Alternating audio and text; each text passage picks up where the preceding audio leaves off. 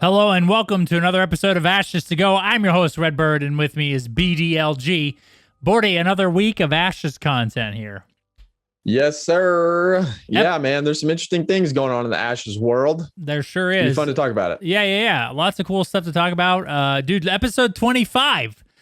We have guests to announce. We were going to officially announce it last time to be on this episode, but we are going to have them on episode 26. It is our friends over at the Golden Feather. So they're going to be over here in 2 weeks from today. I'm excited to finally return the podcast guesting or invitation. Yeah. It'll be cool to have them as our first guest on the show.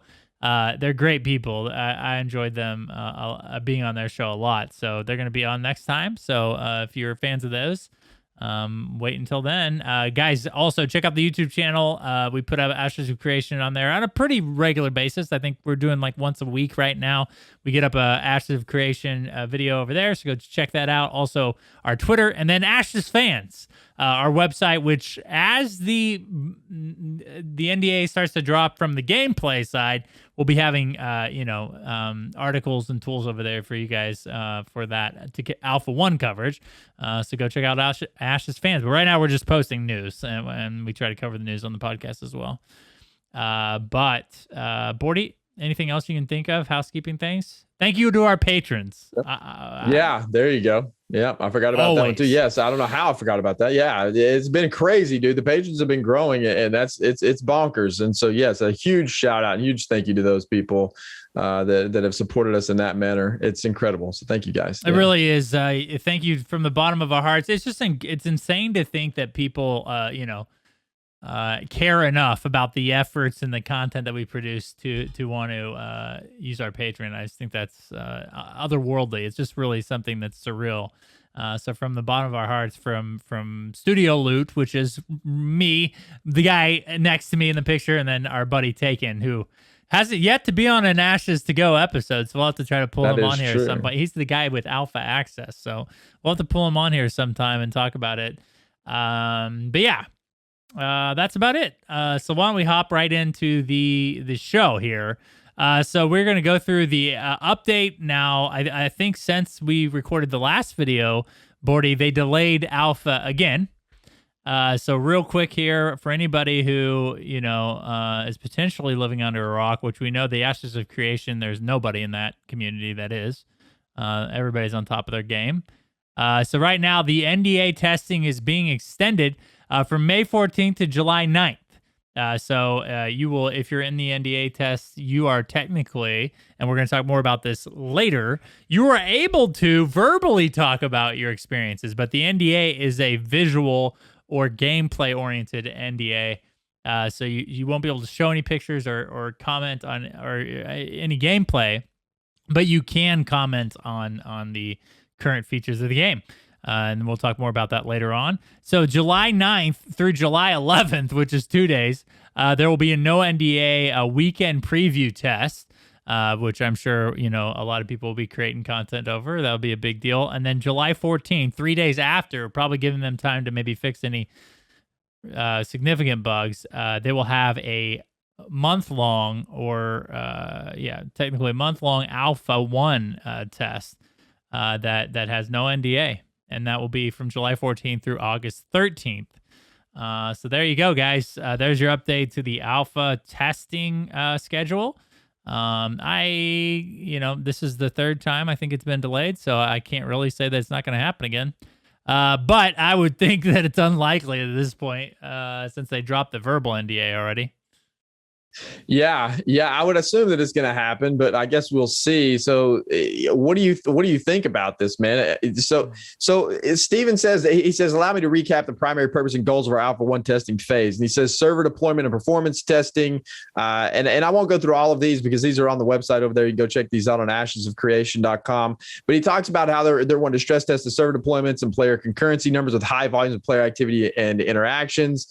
Stand up multiple world server deployments across different geographic geographical regions. And then there's a few other things listed there for server deployment and performance. Node features in their core state. They're wanting to test some of these still. So there's some experience collection for the nodes, some propagation for the nodes. So that's the ability for the nodes to advance in stages, reflecting the appropriate advancements in the following culture, layout, quest, spawners, crafting, and process stations, NPCs, and a bunch more stuff. So they're just wanting to test node features, player character systems, ancillary systems, which are like your caravans, drop, spawn, reward, table adaptations. So there's still a bunch of these systems that they're trying to be testing. And then he goes on to say the above is not a comprehensive list of everything being tested Alpha 1, but it's the primary points. There are many other data metrics being collected for our approach to the content production pipeline, system definitions, and refactoring, and not to mention a plethora of technical art implications and optimizations. But you get the gist. So he says this is a very fundamental test that will impact the direction of development post Alpha 1, so you can understand the high importance of testing and its need for player participation, intention, and feedback. So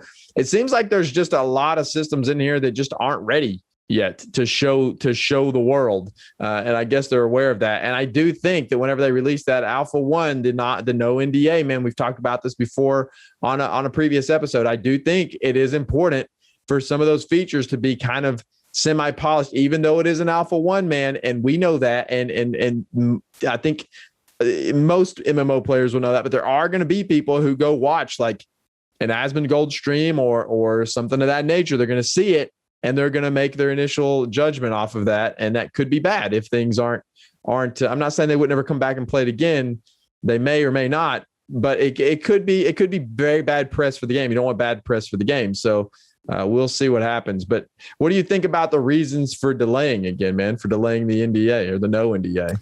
I just think truthfully it's just not ready, and since the drop of the verbal NDA, people have made that apparent that game does still need a lot of work, and everybody's been transparent about that.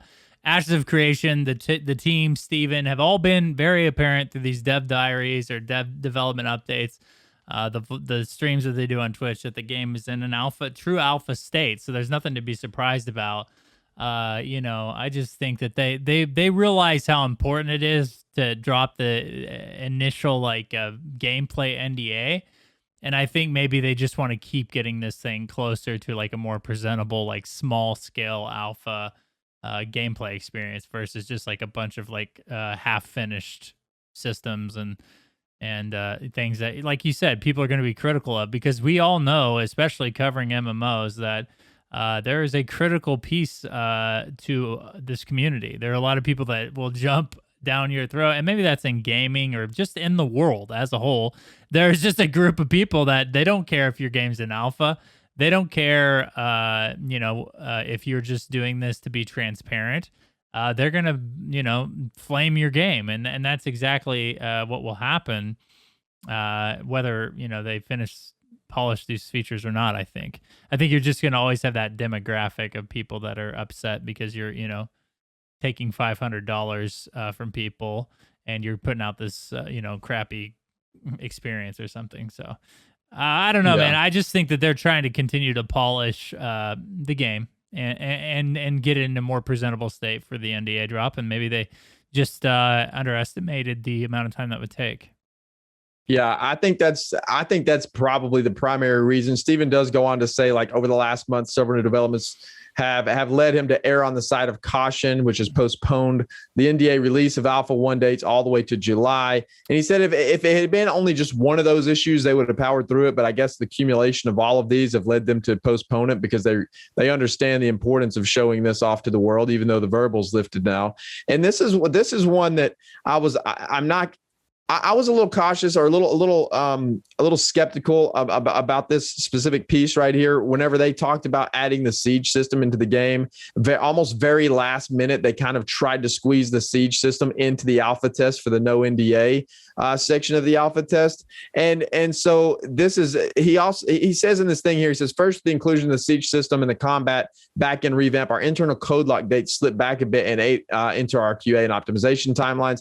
I was a little bit worried, man, that something like that was going to happen. They were going to run into a bunch of bugs or something like that. And it says the siege system now being in place are still going through bug testing before they are ready for prime time. And it was like they kind of tried to sneak that in at the last minute. It was really cool. I think it'll be cool whenever the NDA is released and people actually get to see kind of a little taste of Siege mechanics happening in the game. So I think it'll be cool to have that in the no NDA. But I was thinking, man, that's fast to kind of get that in there. So I guess it did pose to be kind of problematic for them. And then he also goes on to say that their timeline for the move back to the studio has been accelerated, and that would have put their move-in dates in the middle of the June test window. So that would have been tough. So I think that's pretty understandable, man. You don't want to be having a non-NDA alpha test that you really need to be monitoring a lot and trying to move into a studio. So I understand that part. And then they have the new expansion launches for other live games. That's the thing. That's the thing that I forgot about that is like truly apparent is like, okay, so you have the Burning Crusades coming out for World of Warcraft Classic. And like the big people that they did all those interviews from, like Tim the Tatman, Asmongold, and all those people that they would probably hope would hype up their alpha client are going to be busy streaming the first ever, second ever, which is, again, like a whole nother topic, like basically all this entire game that's being resold or, basically, which is what's happening with World of Warcraft. And they're going to be doing that. So, that came out of the blue. No one expected that Burning Crusades launch to be that soon. And it just happened to coincide with their Ash's Alpha 1 dates. So, very apparent, and maybe even Steven himself is going to go play some Burning Crusade, so he doesn't want to. Maybe so. And I think he realized that fact, like the importance of having these big content creators come on board to cover your game in a non-NDA state is hugely important, because you've seen the impact it had on the huge bump that Ashes of Creation got in media coverage not too long ago whenever Lazy Peon released his video, and then that just snowballed into this incredible just media outpouring of all these content creators, which just brought Ashes of Creation to the forefront of everyone's mind. And I think kind of the same thing could happen with this no NDA test, as long as it goes really well and none of these are issues. And Steven's smart enough to know that. He knows that. And I really feel like that's the primary reason for driving this back. And also, it says they estimate roughly 25% of their current testing pool are active players across the titles that have new expansions coming out, which I would imagine most of them are going to be WoW. When is Final Fantasy XIV's new expansion? It's coming out real soon, too. I don't know, but I think that's one of them as well. I think. I'm not real sure because I don't follow Final Fantasy XIV super close, but I do think that's one of them as well. And then it's funny that you mentioned that with the content creators, because he does say that media coverage and content creators would have been asked to cover either Alpha 1 for Ashes of Creation or the other live launches on June 1st. So he understands that they probably would have been covering those live launches on whenever they release. So Final Fantasy XIV doesn't come out till November 23rd, but I think Elder Scrolls Online also has. Maybe it's ESO. Yeah. Something. I think there's another bigger one other than just WoW. But yeah, either way, he understands the importance. And I think what this boils down to, in all honesty, is the presentation of the NDA. They know it's an important time for media coverage for the game, to build up hype around the game and to bring the game back to the forefront of people's minds. And so I think it just wasn't ready, man. I mean, it just wasn't ready to show off yet. So that's what it boils down to. Yeah. And that's the thing is I respect that. You know what I mean? Like it just be, June 8th. Yeah. Available June 1st, PC and Mac. Is that for ESO? ESO, yeah. The new Oblivion centered. Gates of Oblivion? Yeah, well, I think, it's called Blackwood, but it's basically an Oblivion type of expansion for sure. Yeah, so okay, gotcha. It's interesting, I like the transparency because it's true. Those are like, I would say we always talk about this on a lot of our shows. The big three, which is basically World of Warcraft, Final Fantasy XIV, and Elder Scrolls Online, and two of those are bringing out big patches or big updates during that Alpha 1 event. So, maybe intentionally, who knows? You know what I mean? Who knows, dude? They're trying to play ball, So, but yeah. So I think the move is fine. I think it's actually smart because, again, Twitch is a big deal. Having that coverage from content creators is a big deal nowadays, and you don't want to miss out on that opportunity. Yeah, absolutely. And you want it to be good. You want it to be perceived well by the community. So whatever you put out, Right. Yeah. Whatever you put out, you want it to be good, even though it is an alpha, and that is understood. We know it's an alpha. We know there's going to be bugs. We know that, but you don't want it to be a disastrous alpha. Well, you don't want it to be terrible. That's the thing. You still want it to be playable and until you're blue in the face. But you think that's going to make a difference? No, it's not to most people. They're going to look at it and say, well, wow, this, okay, it's an alpha, but it's still, your combat's terrible. Right. They're going to pick it apart. People will still pick it apart. Yeah. Yeah. Yeah, which kind of, I guess, leads us into the next topic, Brad. The verbal NDA of Ashes of Creation has been lifted.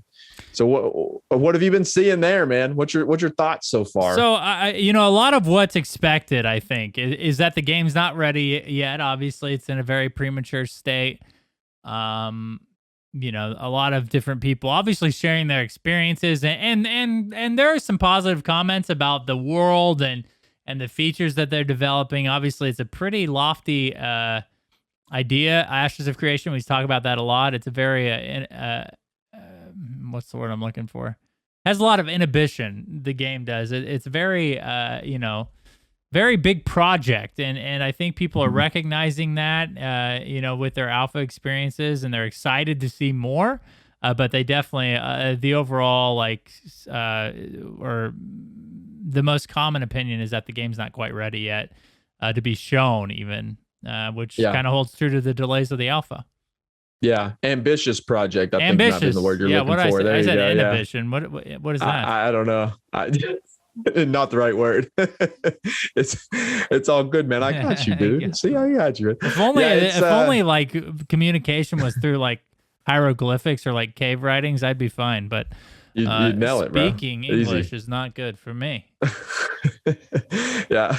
Well, yeah, I think that that a lot of the feedback that we've seen so far, I think you hit the nail on the head. I've seen very, very mixed feedback. I've watched a few videos of people who obviously can't show any of the actual visuals or the gameplay, but they just have kind of overlaid video, and then they're talking about their experience in the alpha. And that's kind of the vibe, is that there's some cool things that are going on there, but it is very, very, very much unfinished. And people have been saying it's a really long way from being unfinished. And that's just going off of what people are saying, man. I'm not in there, so I don't know. I don't have firsthand experience, but Taken does, and he's a part of Studio Loot, and he feels the same way, that it's still a ways away. There's a lot of work that needs to be done on the game. So and it's understandable. It's alpha. It is a very ambitious project. The node system is something that will truly be, I think, innovative for the MMO genre. It'll kind of carve a path for what we want to expect from MMOs going forward if they can pull it off. So I'm sure there's a lot of work that has to go into that. So I don't know. I've seen concerns about the combat, but they have time to fix all that stuff. People say the environment's incredible. The environment looks really good. The scaling looks really good. People are having some really good experiences in there. And then other people are saying the combat's not that bad, but I think some of those people may just not be, maybe they're just super fans of the game, and I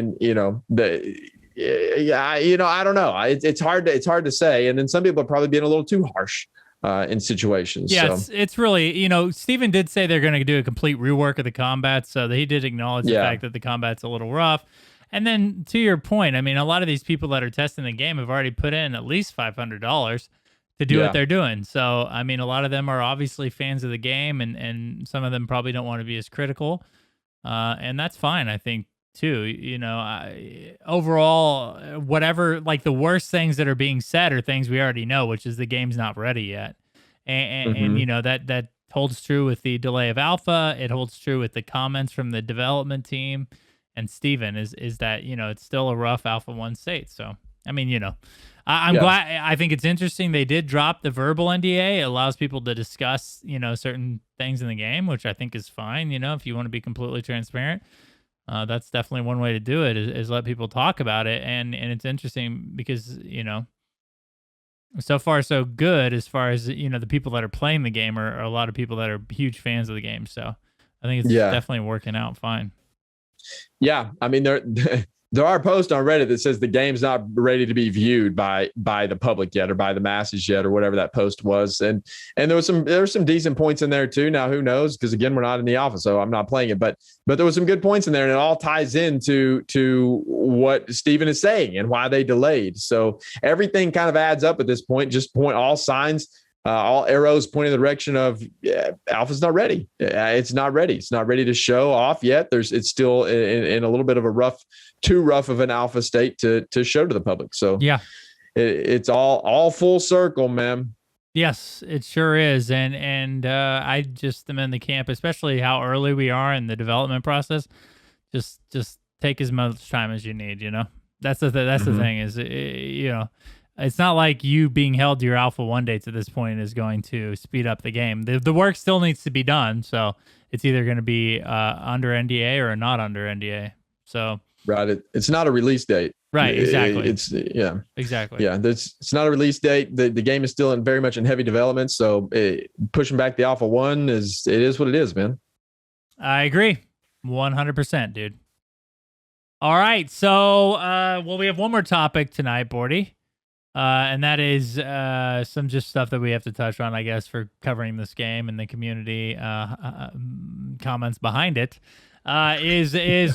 Steven went to Twitter about, unfortunately, I would say competitor, but I think, generally, I think we all just want all of these MMOs, these new MMOs to succeed. So we won't use the competitor term, but he went to make some comments about New World on Twitter and their recent cash shop debacle.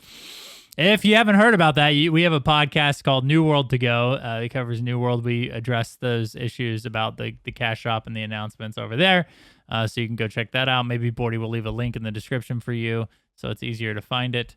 Long story short, Steven was pretty critical about the decisions made by New World. And here's the thing. Decisions is in quotes, because basically this was an NDA communication with their alpha testers. It wasn't something that they announced officially at all. Now, they have been transparent about a cash shop, but most of the information out there, or all of the information out there that's at least part of the public point, or the public knowledge, is that the cash shop was completely help me out here, Bordy, completely cosmetic. There we go. There you go. Completely cosmetic. And so then this NDA release kind of hinted that they would be adding quality of life features on launch as well, or soon after launch. They weren't really specific about that. They just said they're thinking about adding quality of life things that they would test out. So obviously Steven very critical over that, and kind of I don't know if he accused New World of like stealing ideas or borrowing ideas or taking ideas from him, but he made a comment that, basically, like, I thought it was cool that they did that at first, but now seeing all of these things they're doing with the cash shop, it kind of made him like irritated, basically. I can find the direct quote here, but what are your what's your take on the initial tweet of Steven? So it's a controversial topic, man. Some people are saying that it was tacky. He shouldn't have done it. And then there's other people out there that are saying, who cares what he does or what he says? Like, that was from his personal account, and that shouldn't be any reflection on Ashes of Creation or whatever. And it's like, and then some people are making the comparison of, well, if you work a 9 to 5 job, and then whenever you get home at 5 o'clock, you can do whatever you want or say whatever you want, like you're not on the clock. Well, I think in the real world, that we live in today, the real world here, you are held accountable for what you say, no matter what time of day it is that you say it. You are an adult, and you're going to be held accountable. So I have the utmost respect for Steven and what he's trying to do for the MMO genre. I think that the dude is putting together an incredible project. It is super ambitious, and I am incredibly excited about Ashes of Creation. Obviously, we're covering the game. We're putting out videos about the game. We have a podcast about the game. We follow it rather closely, and we're both very excited about it. But I do think that the tweet or the Discord message, whatever it was distasteful, man. It was distasteful, and I think he realized that. He went back on Reddit, and was it a Discord? Posted, my bad. I think it was a Discord message, yeah, but it came from his personal Discord. It wasn't it came from his personal discords, from Steven. It wasn't like he posted it from the Ashes of Creation Discord or anything like that. It came from his, and it said Steven. And that's where people are making the argument that okay, who cares what he says? Well, you should care what he says, because as a person, I can't go out, Red, and go say some crazy comment no matter what time of day it is. I could post something on Twitter right now about my job or my profession or whatever. And if you don't think that people aren't going to view that negatively whenever I get to work tomorrow, and if I try to use the excuse, well, it was after hours, I can do whatever the heck I want on my social media, you're rather wrong. You're rather wrong, man. And if you don't think that people don't go out to your social media before they hire you or et cetera to check out what type of person you are and what you're posting on social media so they know what type of person they're getting into the organization, you're rather wrong too. So all of that stuff does have an effect. And whenever you are the lead developer of a game, you should be a little more classy than that, man. You can disagree with it, you can have your opinion, and you can even state that. But the way he did it, the Discord message was rather tacky. It's out there, you guys can find it. Yeah, the way he wrote it too, with the it was tacky. There's no other way around it. It was tacky. Right, and obviously, it's not our job to be your internet dad or anything or explain how life works. But yeah, the Discord thing is a problem. It was Discord, not Twitter. I apologize, but obviously made its way to Twitter, which is where it got a lot of traction and kind of showed that to the masses of his opinion. And here's the exact statement. I really enjoyed how it stated that it would include quality of life items like a level boost and trade skill boost, but nothing that affects competitive aspects of the game. Why you do this? Why you do this, Amazon? I was flattered when you drew inspiration from some of my designs, but honestly, who TF made this decision? I just want some new blood in the genre. FFS, and you guys can, all of you know the terminology that what those abbreviations stand for, so you can fill in the blanks all you want to. And like you said, to your point, it is pretty aggressive of a statement, honestly, especially from aggressive. An NDA leak, someone who obviously has an NDA on his current game as well. You just hope that people respect that NDA and obviously it was leaked here with good intention. I think they leaked it to try to fix the problem, and unfortunately, Steven's comment was directed towards the NDA drop as well. So it's tough, dude. Here's the thing: is you have to be careful, especially the pot calling the kettle black, or that type of thing where you're making pretty strict, harsh criticisms against a fellow competitor or a fellow game. It doesn't necessarily look so great. And I think he went to, and this is important to note too, he went to Reddit, released an official statement on Reddit about his comments and his true basically true feelings on everything. He said it was unprofessional. I will make sure that next time I temper my response to issues. He's just passionate, which everybody knows that. Steven is a very passionate person towards the MMO genre and wants to create a game that everybody's happy with.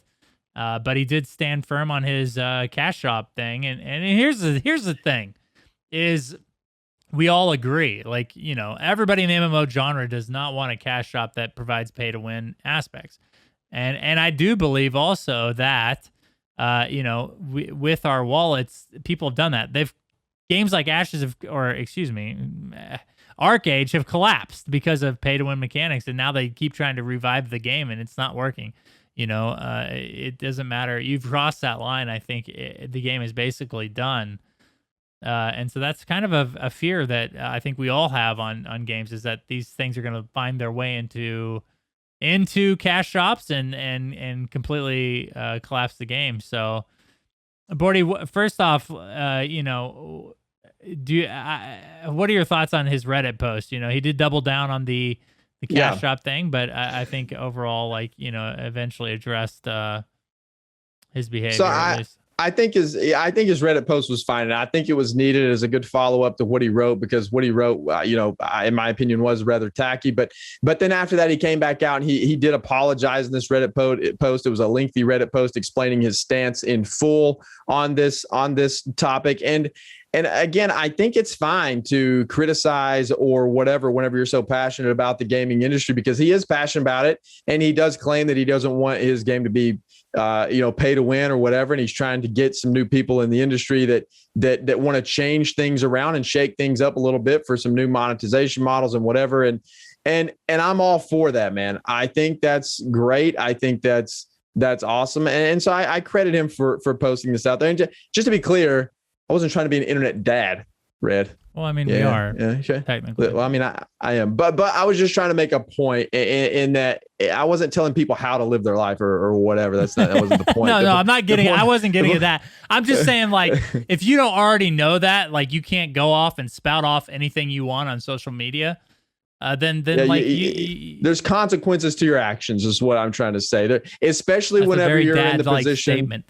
But it's true, and yeah, especially whenever you're in the position of Steven, who is high up and very well respected in the MMO community and very well respected. It's just it's tough to go around and say things of that nature, and it is what it is, though, man. It is what it is. He's passionate about it. He typed something that he probably instantly regretted, and I'm sure his team came over there and said, "Yo, dude, you can't do that."